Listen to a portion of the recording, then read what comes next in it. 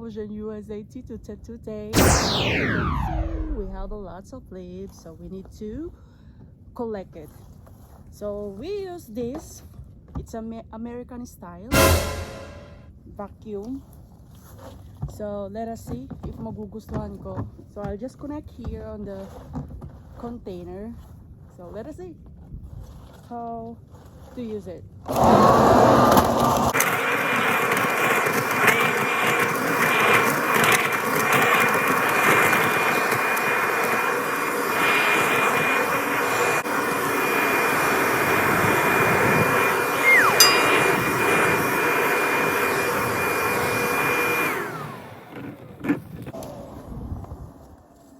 So not good for me.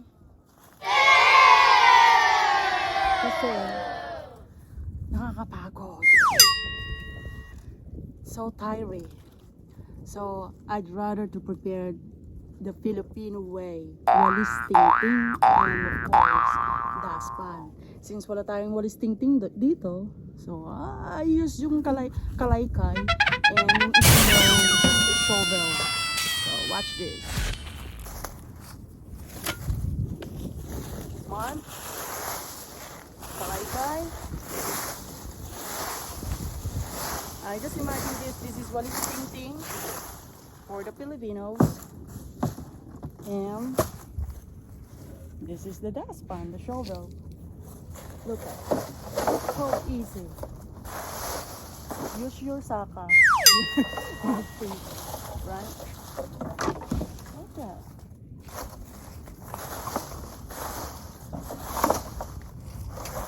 Alright? Done.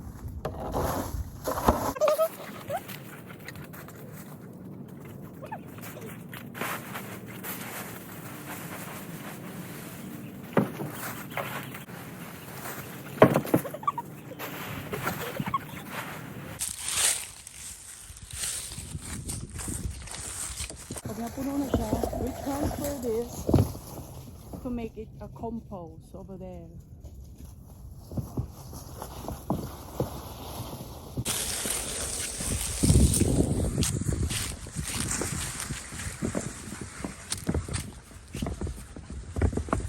And this is my compost area.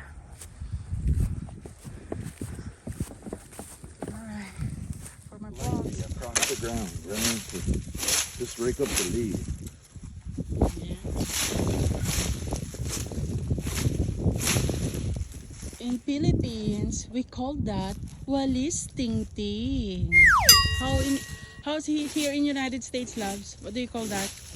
Raking the leaves. Raking the leaves. Oh, okay. More easier. Yeah. Uh-huh. Oh, yeah. Uh-huh. See? It's just a fork and a spoon. Easy.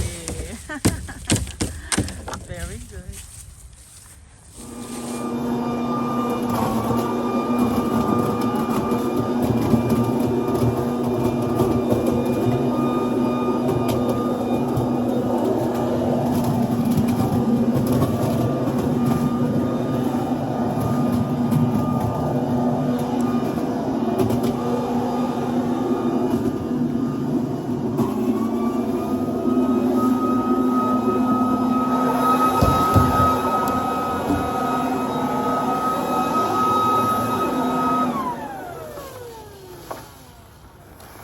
So, what do you think, guys? What is the best way how to pick up the leaves? Please comment down below and I'm happy to read it.